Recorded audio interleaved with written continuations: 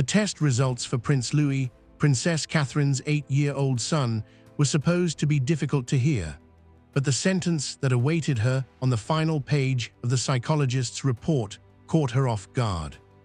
The palace psychologist said her son wasn't merely scared. He said that as Catherine looked at the drawing beneath the report, she began to cry and cover her lips, since Louis had begun to lose faith in the adults responsible for keeping him safe. The most unsettling aspect of this sinister dilemma, however, was not what Louis had painted, but rather what royal records claimed had never occurred due to deliberate truncation of the facts by someone within the palace. The private encounter was held in a remote area of the Buckingham Palace garden, away from visitor pathways and staff windows. Catherine arrived by herself, with neither a press secretary nor an assistant carrying a statement. The independent child psychologist, engaged by the Wales household, sat across the table, with a sealed folder filled with sleep logs, doodles, reconstructed palace plans, and weeks' worth of observations. Starting with a severe warning that recovery would take months, Louis was displaying a substantial acute stress response, separation-related anxiety, and a watchfulness far beyond a typical childhood scare.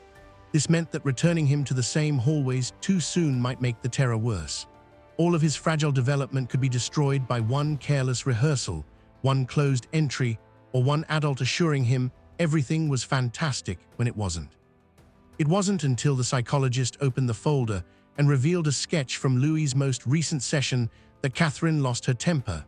William, Charlotte, George, and Catherine were seen on one side leaving together, standing close to one another and moving toward the edge of the page. He hadn't drawn himself next to them, though.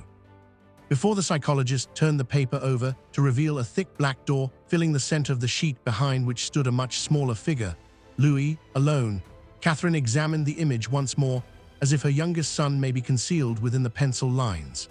Beneath the painting, in the awkward handwriting of an 8-year-old trying to explain 14 minutes that no adult had sufficiently explained to him, were 6 heartbreaking words that completely halted Catherine. "They didn't know I wasn't there." The psychologist watched as Catherine lowered the paper and tried to read on, tears welling up in her eyes, until the final few sentences became hazy and she realized that this was no longer a report about dreams or refusing rooms with locked doors. It was tangible proof to Louis that palace protocol might keep him apart from his family while the adults in the area carried on with their tasks without realizing he had vanished. A horrible conviction that had followed him home. Before retiring to bed at Adelaide Cottage, he made sure William and Catherine were still there. He wouldn't enter some rooms until the door was left open, and when he woke up, he thought the family had left for London without him. When he arrived at Windsor, 3 simple words, "Separate entrance, sir," could instantly change his expression. The dilemma of whether Catherine and 8-year-old Louis should be loved and protected before Camilla's household is given another justification still stands in the minds of all royal supporters. Additionally, viewers are asked to like, share, and subscribe right away if seeing a mother cry over her child means anything, in order to make sure that those who cut the 14 minutes down to 2 are unable to ignore it. The psychologist explained that Louis's anxiety was not of being alone in the conventional sense, but rather of being abandoned behind a guarded route, watching grown-ups slam doors, listening for footsteps, and wondering who would return if his parents were positioned on the opposite side. Every time a staff member changed a route without giving a reason, he got alert before anyone even touched the handle. However, the entrance had been sealed for around 2 minutes as a small group of Camilla's visitors arrived from Clarence House, according to palace servants who had coldly characterized the incident as a fleeting panic, a quick misunderstanding, and nothing major. According to official accounts, Louis and the assistant standing next to him only had to wait a short while before going back to the rehearsal. But Louis remembered something much different. He remembered asking the aide if Catherine had already left, the radio going silent, multiple heavy doors closing, security instructions being called from the nearby gallery, and above all, waiting long enough to believe that William, Catherine, George, and Charlotte had finished the rehearsal, gotten into their cars, and left Buckingham Palace without realizing he was gone. Using story exercises, timed recollections, creating maps, and Louis's cons. Instant placing of each individual involved, the specialist recreated the occurrence, demonstrating that his account stayed constant and the order did not alter. 2 days before the diplomatic reception, Buckingham Palace's East Wing was shuttered. At 9:42 that morning, William and Catherine, George, Charlotte, and 8-year-old Louis showed up for what was meant to be a simple practice. Happy in the car, Louis came in with a folded rehearsal program and inquired about iced biscuits from a previous visit. However, the atmosphere inside the East Wing changed as doors abruptly opened and closed. Assistants swiftly navigated the same areas as security personnel gave brief instructions. In private, Catherine assured her son that no palace door could separate him from his parents and that William had halted the rehearsal as soon as they became aware of his absence. Louis nodded, but his gaze shifted to the landing behind her to see if the hallway was still open. On the first night, Catherine believed the fear would subside. However, it didn't. He went through the cottage before bed to make sure William was still in his study and looked for Catherine in the sitting room because Louis asked that William's bedroom door stay fully open and the hallway lights remain on until morning. Louis listened for movement beneath the steps, and by the fourth night, a pattern had developed. And if the house grew silent, he entered his room to look for someone, asking whether any automobile had been ordered for London and wanted to know who would tell him before William and Catherine stepped outside. The queries had a gravity that went far beyond normal bedtime delays, and Catherine began recording everything, including when he went to sleep, how often he woke up, the phrases that frightened him, and the places where his behavior changed. It was the hallway upstairs at Adelaide Cottage. But at Windsor, it was any room with more than one exit. Additionally, Louis stopped moving during a family visit, peered at Catherine and the door, clasped his hands around his sleeves, and questioned whether separate meant the family would pass through without him when an assistant said that the kids would use a separate entrance. Even though the assistant changed the wording, the damage was already done, and Louis wouldn't move on until William came back and showed him the entire path. He needed to know where it started, where it finished, and whether or not every door could stay open.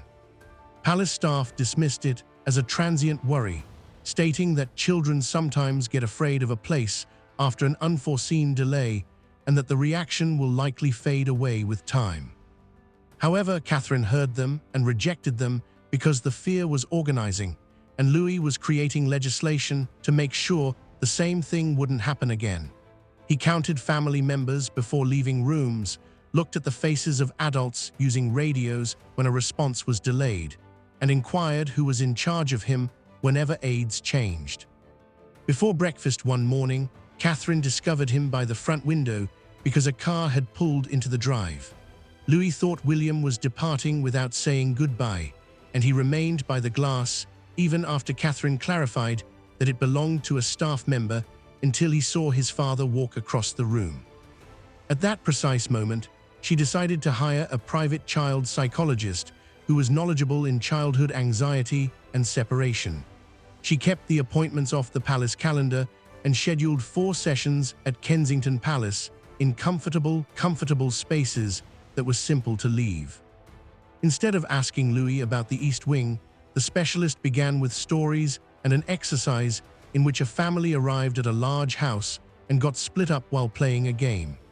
Louis finished the exercise by saying that the child waited because the adults would come back once they realized one person was missing. When asked how long that may take, he responded in a horrifying way, which the expert noted. Longer if important people are there. Louis received colored pencils and a simplified map of Buckingham Palace during another session.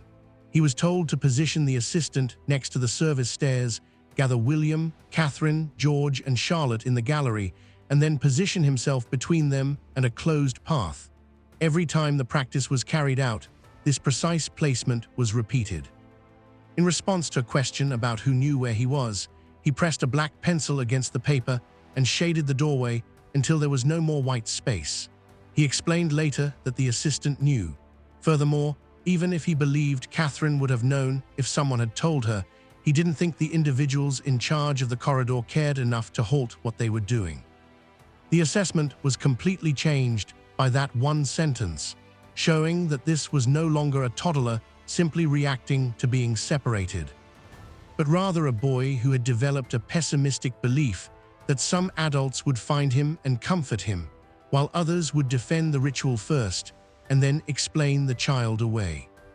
Supporters of the royal family who thought Catherine was right to reject the palace explanation were invited to like, subscribe, and post *A mother knows in the comments, because silence contributes to the harm when a scared child is ignored for the convenience of another person.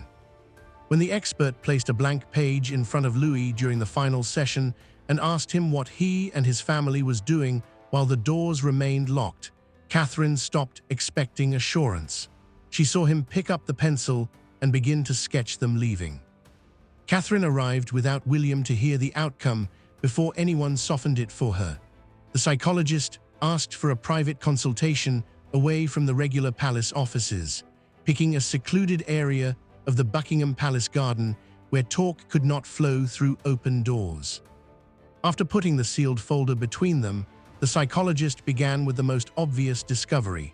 Instead of a fleeting dread, Louis showed signs of a significant acute stress response, separation-related anxiety, and persistent attention around doors, routes, and changes in adult supervision.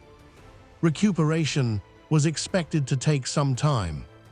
The specialist also warned that forcing Louis to return to Buckingham Palace before he felt secure may exacerbate his fear rather than alleviate it, since he might mentally go back to the service stairs after going via a restricted hallway. He needed known adults, predictable routes, and the freedom to stop without being informed that he was being inconvenient. Catherine acknowledged that the palace itself had become a part of the threat in her son's mind and listened to these facts without interjecting. Catherine noticed William, Charlotte, George, and herself strolling together in front of the final drawing when the folder opened. When she flipped it over, a large portion of the back was hidden by a black door, and behind it was a tiny figure that was divided from the family by a pencil wall. Louis had put the line he was unable to utter during the first session underneath. "They didn't know I wasn't there." Before she could read the next paragraph, Catherine's hand went up to her lips, and she started crying because she realized that, although she had thought for weeks that Louis's deepest wound was his belief that his family had departed, the report revealed something worse. He was terrified of the adults between them who had radios, keys, schedules, and power, because he believed they would have come back if they had known. And before providing the clinical conclusion, the psychologist let the silence continue. Louis was more afraid of being ignored during a palace decision and then being informed that the delay had not mattered than he was of being alone. He looked for every available door in an effort to prevent that from happening once more. And every inquiry on the whereabouts of William and Catherine was an attempt to find certainty that the palace had stolen from him.